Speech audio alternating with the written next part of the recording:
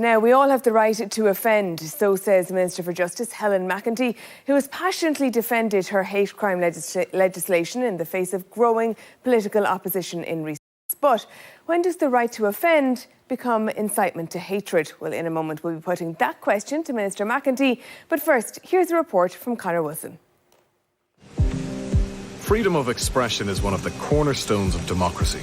The right to give voice to our thoughts, to publish them, even to offend others without fear of censure. Ireland's Incitement to Hatred and Hate Offences Bill has attracted criticism for the impact it could have on free speech. Will this proposed legislation protect vulnerable minorities as intended, or will it see people criminalised for speaking their mind?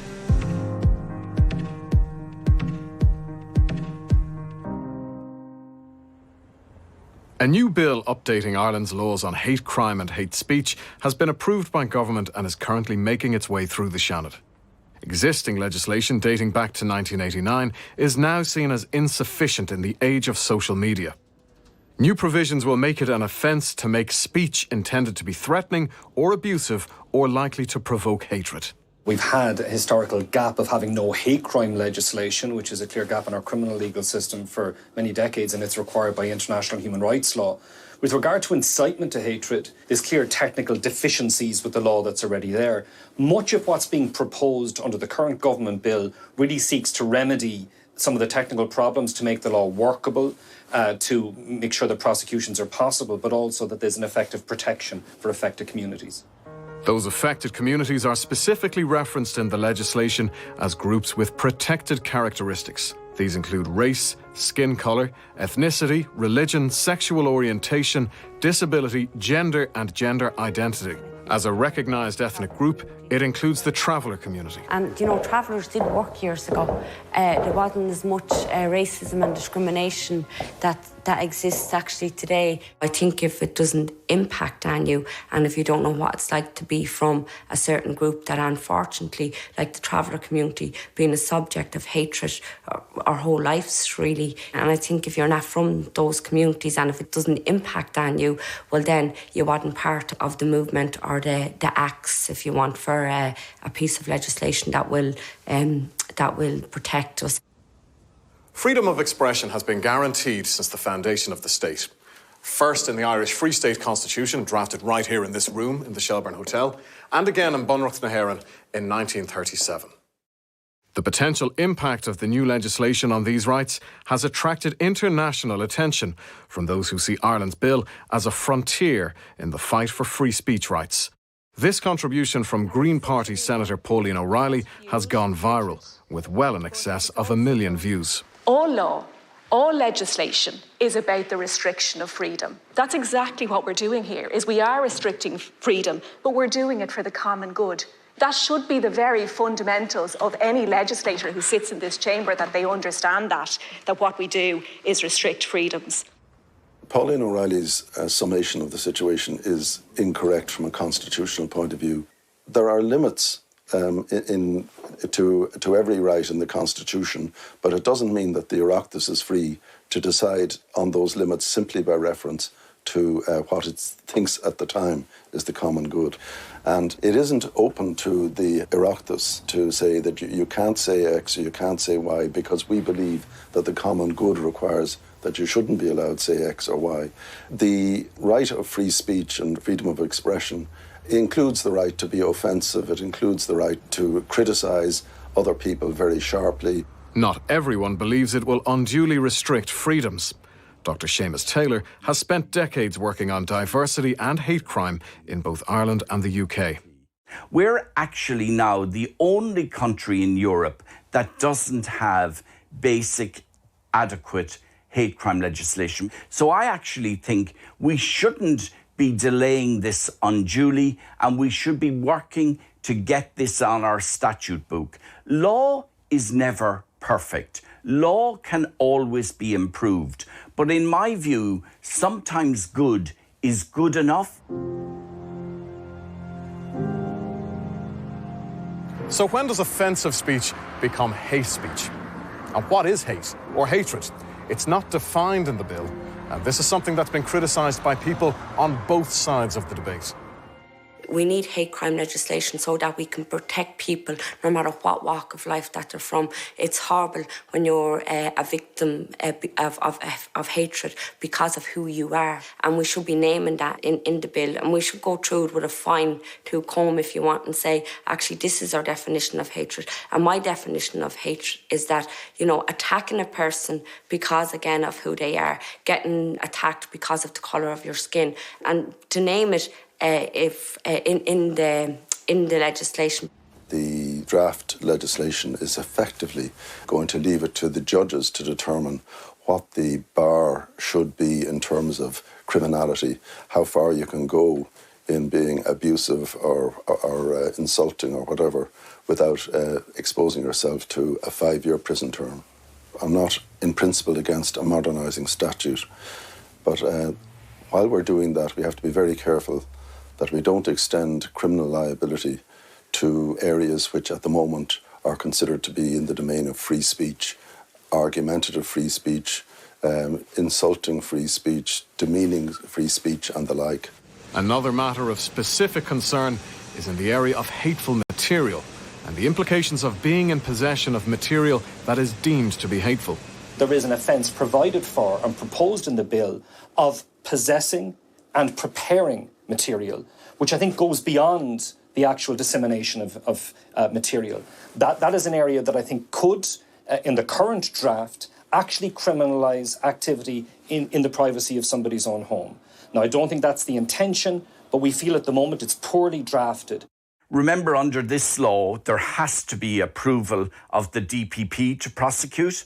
We have sensible law enforcement agencies who exercise judgment. It would go through the Gardaí. It would then maybe be referred to the DPP. I cannot see either of those law enforcement agencies making what would be an unjustifiable decision to prosecute when somebody has material for wholly legitimate reasons. Critics have also claimed that the government has become increasingly closed to making amendments to the bill that could address some of the concerns.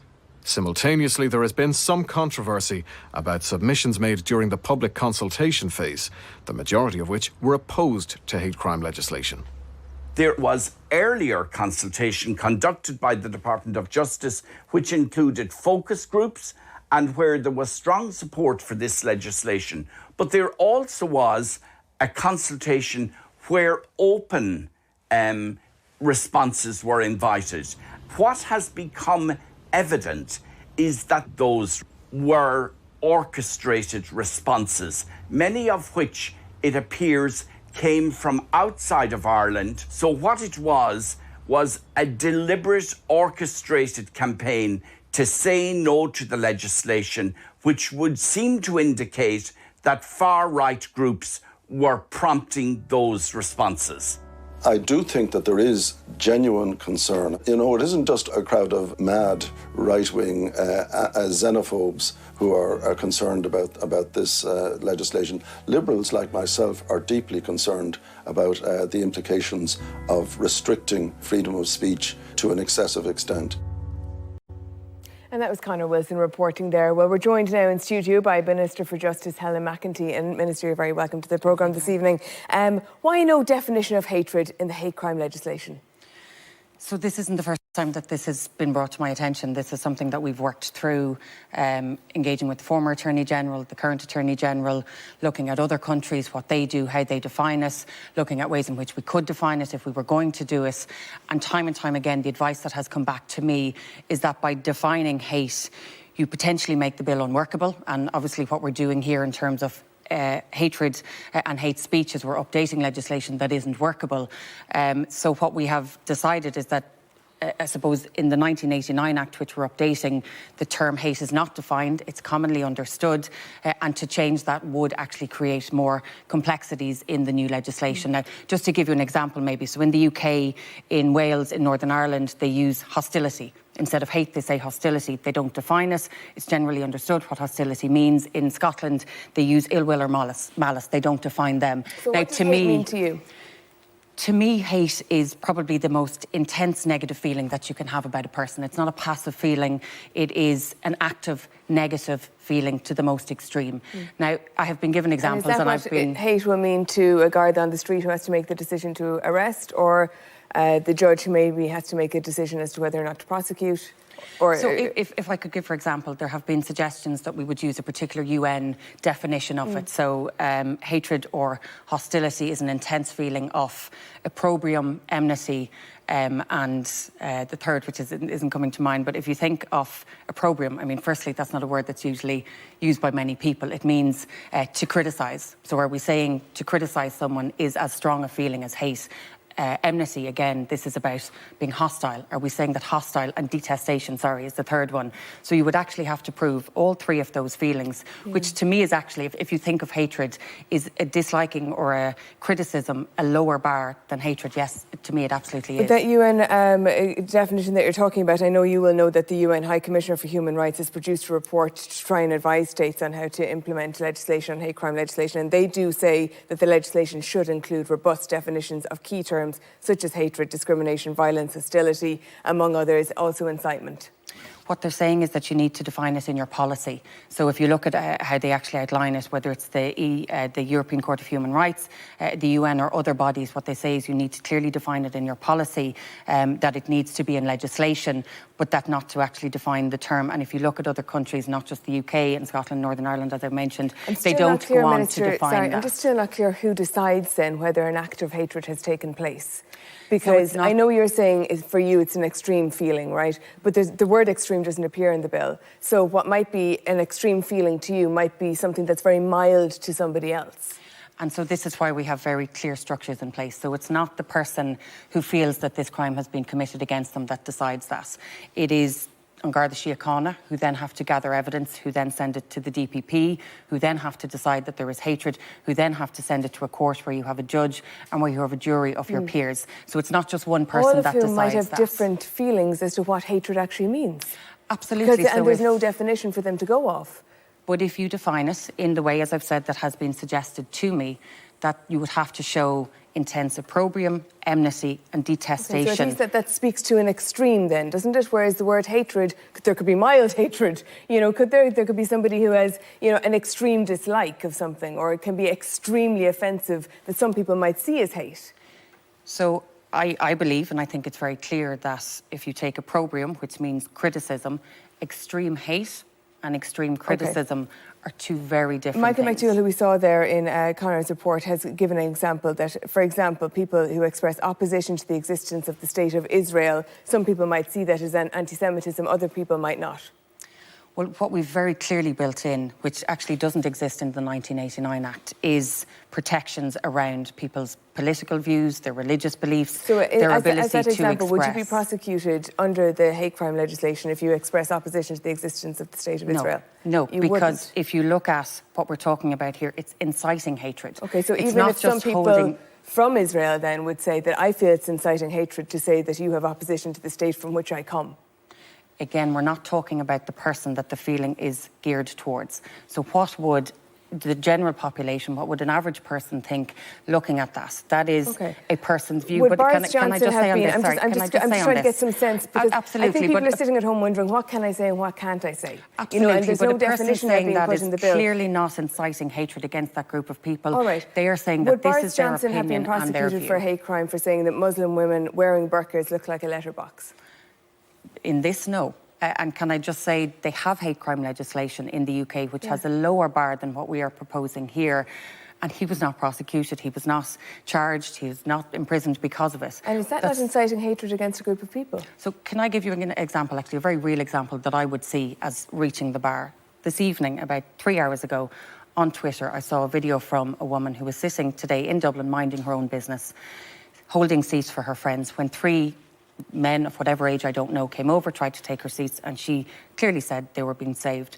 They started, I think the only word is verbally assaulting, and I won't repeat what was said to her, because of a perception of who she was, because of one of the protected characteristics that we have outlined here. She wasn't physically assaulted, but she was verbally assaulted, and in public, more than one person inciting each other and potentially inciting others to continue in that same way. Right, so somebody could make a citizen's arrest, could they, in that instance, under this new hate crime legislation? They could say that is incitement to hatred, I can make a citizen's arrest. So that is a feature already in Irish legislation. Yeah. Do you expect that to happen? No, and I'll explain why. And I know Senator McDowell has said that this could happen. I think he knows it wouldn't happen. So firstly, any arrestable offence in Ireland, so any offence over 5 years where there's a sentence, you can do a citizen's arrest, or somebody can engage in a citizen's arrest. To actually get that wrong, you yourself can be prosecuted with assault, you can be prosecuted with kidnapping. Okay. You also not only have to prove that this was a hate crime, you have to prove that if the guards were called, that person would have evaded the law. Are we really saying, can I just say the finish on this, are we really saying that we live in a society now where this already exists, that people who are not Gardaí are going around arresting each other? Section 15, where this idea that Gardaí can search your home if they believe that you're holding material that could be inciting to hatred. Is that the case, firstly? You would have to obtain a warrant, and that is the case now. So the 1989 Act allows for if you have Gardaí material in your home that could be regarded as hateful, but you haven't disseminated it, you haven't decided whether or not you want to disseminate it, can you be prosecuted? So you have to look at it in the round and the entire picture. But if you let me finish it, you cannot walk into somebody's home. Yeah, if Gardaí get a warrant to search a person's home and find material in their home that could be regarded as incitement to hatred if it was disseminated, but it hasn't been disseminated, can they be prosecuted? If they can show there was intent to disseminate it, if they can show that the material that they have, if it was disseminated, would incite hatred. What if someone changes their mind? Then obviously they have a defence. It's not to say that people can't defend themselves. How do you know whether or not someone is intending to do something? You can't see into somebody's mind, can you? So we have to bring it back to what are we trying to do here? All right. We're trying to make sure that people who are being victimised, I mean, to me, this is a really positive piece of legislation. Actually, I would love to speak to you about this further. And I understand, I know there's loads of support for it. It's about getting it right, isn't it? And that's what people are trying to do. We will talk about this further, no doubt, but thank you very much for coming into us this evening, Minister Helen McEntee. Fran.